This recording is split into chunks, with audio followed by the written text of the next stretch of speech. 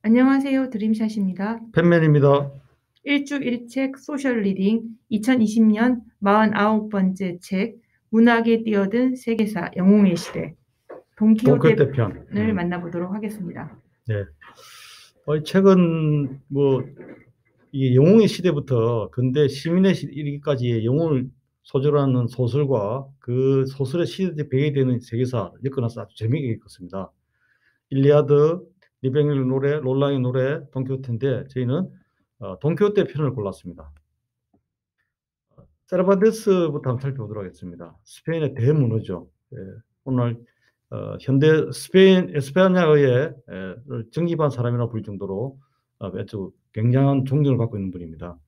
근데 사실 경력은 조금 미미하죠. 내시오는 경력에 보면은 레판토 해전에 참전했다. 감옥 생활을 하면서 굉장히 고초를 겪었다. 그러다가 이제 소설을 쓰기 시작했다. 소설 스스로 큰 돈을 많이 못 버는 것 같아요. 그 당시 이제 인세를 제대로 못 받아서.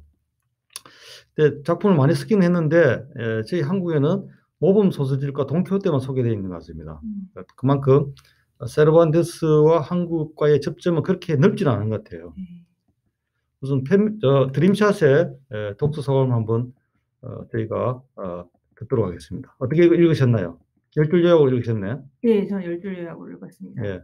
돈키호테 저는 이제 20살 넘었을 때 청소년 버전으로 굉장히 재미있게 읽었거든요. 제가 몇 안 되는 베갯잎을 적신 소설이었습니다. 왜냐하면 돈키호테 나에도 돈키호테가 다 있잖아요. 그를 발견하는 느낌이어가지고 굉장히 동질감을 많이 느꼈습니다. 첫 번째 10줄 요약은 돈키호테 고향 라만차가 바로 이슬람 세력의 지배를 받은 안달루시아 지역이었고, 여기 있는 크리스토교인들은 누구보다 힘겹게 이슬람 지배에 저항해 왔고, 그러다 보니까 기사단을 조직해서 레지스탕스처럼 활동을 하기도 했다고 합니다. 시대적 배경이죠. 네. 네. 기사 문학의 배경이기도 하고. 네. 그다음에 두 번째는 또 칼로스 1세. 예. 그 이베리아 반도에 이제 통합된 왕국이 다시 크리스도 왕국이 만들어지는데 그 첫 번째 왕이 카를로스 1세라고 합니다. 그런데 너무 운이 좋았던 게 이때 이 왕은 신성 로마 황제까지 겸하게 되었습니다. 아버지 쪽이 그쪽이어가지고. 세 번째 문장은 이제 그 당시의 사회적 분위기죠. 교회나 바다나 왕궁으로 가라. 네. 그 부분이 돈키호테 포로 이야기 나오는데 그때 분위기가 레콘키스타를 완료함으로써 거듭난 종교적 분위기, 그리고 신대륙으로 가면 돈 벌 수 있다는 분위기, 왕권이 크게 강화되었던 정치적 분위기, 그런 걸 나타낸다고 합니다. 네 번째 문장은 그리고 카를로스 1세가 이제 그 레콘키스타를 완료하고 난 뒤에 첫 번째 왕인데 엄청난 권력을 누렸지만 사실 돈키호테와 비슷한 측면이 많다, 이렇게 정리를 하고 있습니다. 부시대적인 비사도 정치를 추구하면서 자충우돌 끝에 쓸쓸한 최후를 맞이한 돈키호테나 종교개혁이라는 시대적 요구를 묵살하고 카톨릭 수호라는 고색 창연한 가치에 맹목적으로 집착했던 중세적인 제국 건설에 집착했던 카를로스 1세와 오버랩된다, 그런 얘기가 있습니다. 자, 필리프 2세에게는 필리프 2세가 거의 즉위할 때부터 세르반테스의 전체 삶과 일치되는 거죠. 잘 나갈 때죠. 역시 여전히 잘 나갈 때였지만 그때 이제 펠리페 2세가 늘 자랑스러워하는 레판토 해전, 거기서 이제 이슬람 세력을 물리치는데 그 해전에 세르반테스가 참여하게 됩니다. 그 부분이. 어깨를 다쳤다는 얘기도 나오더라고요. 손을 다쳤죠. 여섯 번째. 그리고 감옥에서 풀려난 세르반테스가 돈키호테의 지필에 매진을 했는데 엄청 희극적인 캐릭터를 내세웠는데도 왜 이렇게 슬픈 느낌이 들까? 아마도 조국과 자신의 운명이 함께 저물어 가는 모습을 바라보는 세르반테스의 신경이 알게 모르게 반영된 것은 아닐까. 그럼 7째 문장을 한번 보도록 하겠습니다. 네, 이제 필리페 2세 말고 그 3세가 이런 말을 했다고 합니다. 얘기는 이제 돈키호테 인기를 쓰면 이거 진짜 역사적으로 있는 얘기겠죠. 저자는 미친놈이거나 돈키호테를 읽는 중일 것이다. 한 청년이 울다 웃다 하는 모습을 보다 이런 말을 했다고 합니다. 정말 대단한 베스트셀러였구나. 8번째 문장. 그리고 되게 웃긴데 이제 에스파냐가 점점점 국운이 기울면서 이제 프랑스에 거의 복속될 뻔한 일이 있었거든요. 그래서 부르봉 왕조, 프랑스의 부르봉 왕조 통치하에서 지내는 신세로 됐는데 그때 부르봉 왕조가 왕립 언어 학술원에서 에스파냐어 표준어를 확립하고자 합니다. 그때 모범 사전을 냈는데 모범 사전에 모범 예문으로 세르반테스의 글이 수록이 되고 그래서 현대 에스파냐를 가르쳐 세르반테스의 언어 혹은 돈키호테의 언어라고 부르게 된다고 합니다. 자, 그다음 9번째 문장 봅시다.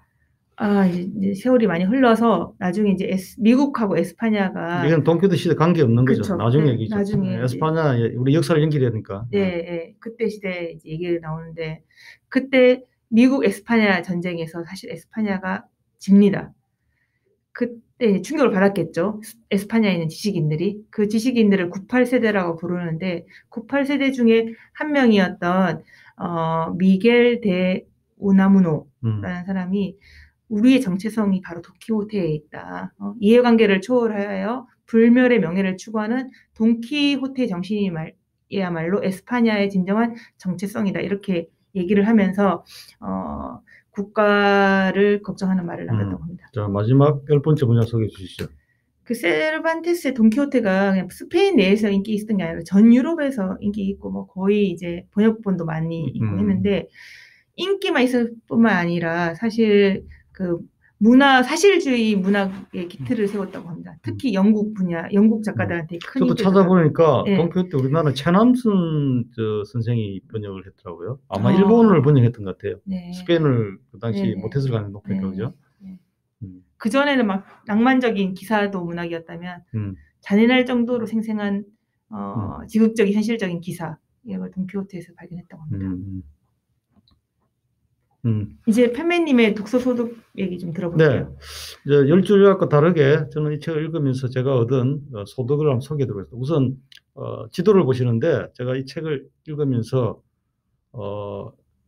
인터넷에서 이제 지도를 찾아봤죠. 안달루시가 어디 있는지, 그라나다가 어디 있는지, 또 카탈루냐가 어디 있는지 쭉 보면서 이게 그라나다, 안달루시아가 딱 그 북아프리카 붙어 있는 그 이슬람의 접진경이 있구나.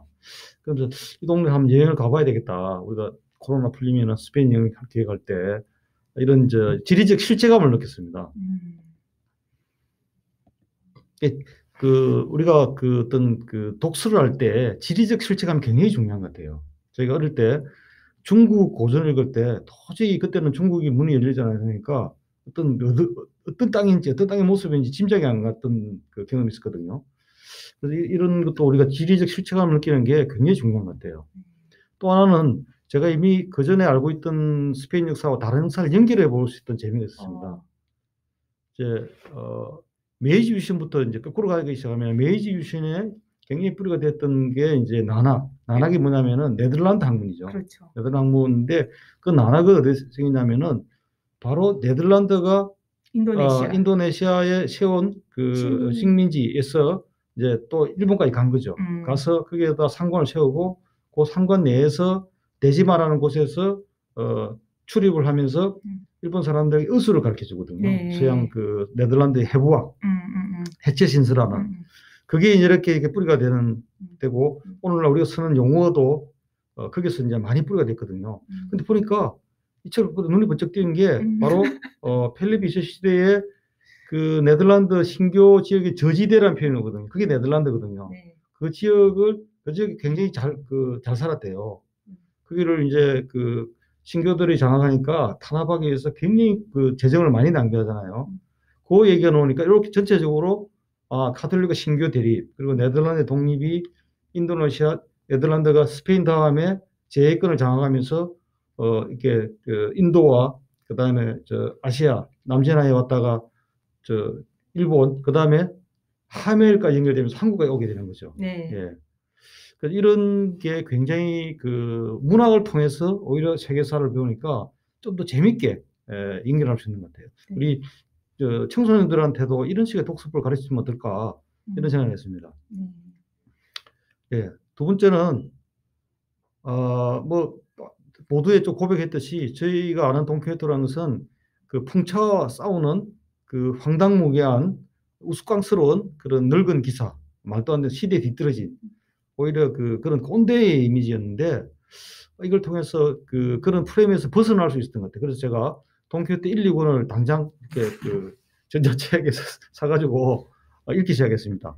이 다르겠다. 굉장히 또 이제 와서 보니까 한 에피소드 하나하나가 굉장히 재밌더라고요. 예. 물론 약간 좀 일본에 지루한 면도 있긴 있는데 굉장히 리얼하고 또 성인 버전이라서 굉장히 재밌고 속마음들을 딱 드러내는 저도 배를 잡고 웃다가 보면 굉장히 슬프죠. 네, 돈키호테가 저도 산초가 두드를 맞아가지고 멍이 들고 이렇게 턱뼈가 나가고 이런 비참한 마지막에 당하는 게 연속이잖아요. 그러면서 또 돈키호테는 현실을 부정하죠. 꿈을 잃지 않는 거죠. 이게 이제 맞는 게 별거 아니라는 식으로 그죠. 20살 이후에 읽어야 될 것 같아요. 그다음에 이제 이 책을 통해서 제가 문학에 대해서 책을 통해서 돈키호테 임팩트죠. 굉장히 이거 앞에 우리 드림샷에 말했듯이 소설뿐만 아니라 미술 그 장들이 이 돈키호테를 소재로 많은 그림과 조각을 남겼다 그러더라고요. 그다음에 뮤지컬 이런 콘텐츠 찾아봐야 되겠다. 이제 호기심이 생겼습니다. 그런 걸 바탕으로 제가 이제 연결해서 볼거리, 읽을거리를 이제 소개를 드리면은 우선 주경철 교수의 대항해 시대가 생각났습니다. 이게 바로 지금 돈키호테의 배경이 된 게 바로 스페인 에스파냐가 포르투갈 에스파냐가 대항해 시대의 일부 중간에 있거든요. 이렇게 읽으면은 굉장히 재밌을 것 같습니다. 세르반 자신이 또 해군으로 해전에 참여했으니까. 그다음에 아까 말씀드린 대로 저희 한국과 일본과 동아시아 연결점이 바로 하멜 표류기 나나게 세계사, 그다음에 소니의 에노모토 다케야키. 이 얘기 보면은 네덜란드가 어떻게 일본과 교류하게 되는지를 잘 나타냈습니다. 그다음에 특히 돈키호테 1, 2부는 이제 시간 날 때마다 틈틈이 재밌게 읽을 수 있을 것 같아요. 무엇보다도 마지막으로 최근에 소개된 맨 오브 라만차 조승우라고 그랬나요? 지금 조승우, 유지한 바꿔가면서 하는데 이 뮤지컬을 이제는 제가 한번 보고 싶은 생각이 들었습니다. 코로나 풀리면 언제 가야 되겠다 이런 생각이 들었습니다. 이번 주부터는 다음 주를 한번 미리 소개해 드리는 게 어떨까 싶어서 이 소개 페이지를 만들어 봤습니다. 이제 책 읽을 것도 올해만 따져도 4권밖에 안 남은 것 같아요. 3권밖에 안 남았나요? 그죠? 그렇죠. 첫째 주 끝났으니까. 올해는 끝이 있어가지고 53주. 할아버지와 꿀벌과 나. 자, 이 책의 읽을 포인트를 말씀드리면은 우선 저희가 이제 여러 책을 읽는데 논픽션을 한번 읽어봐야 되겠다. 저널리스트한 논픽션입니다. 이 책의 이제 소재가 가족, 자연, 성장 수준인데 이런 걸 통해서 어떻게 엮어갔는지 한번 재밌게 한번 읽어보는 거죠. 그다음에 이런 논픽션 독서를 통해 가지고 힐빌리의 노래, 최근에 이제 영화가 됐다 그럽니다. 와일드 이런 논픽션들도 한번 보면서 소설과 다른 또 역사와 다른 또 이렇게 한번 접해보는 그런 독서 브레인 스포츠 독서 스포츠 한번 해보기 위해서 이런 책을 골랐습니다. 덕분에 많이 하고 있습니다. 자, 1주 1책 소셜 리딩 많은 참여 부탁드리겠습니다. 감사합니다. 다음 주 뵙겠습니다. 네.